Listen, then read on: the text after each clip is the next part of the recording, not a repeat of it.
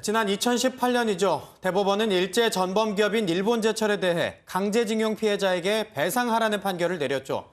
하지만 일본은 서류조차 받지 않고 이를 거부하고 있었는데요. 우리 사법부가 결국 국내 자산 강제 매각 절차에 들어갔습니다. 오는 8월 4일 0시까지 서류를 찾아가지 않으면 강제 매각이 가능하도록 한 겁니다. 먼저 이기종 기자입니다.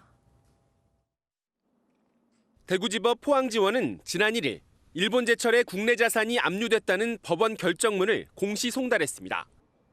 공시 송달이란 소송 상대방의 주소를 알 수 없거나 서류를 받아가지 않으면 관부 등에 게재한 뒤 일정 기간이 지나면 내용이 전달된 것으로 보는 제도입니다.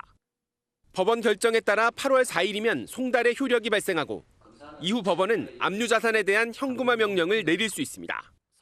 지난 2018년 10월 대법원은 일본제철이 강제징용 피해자 이춘식 씨 등에게 각각 1억 원을 배상하라고 확정 판결했습니다.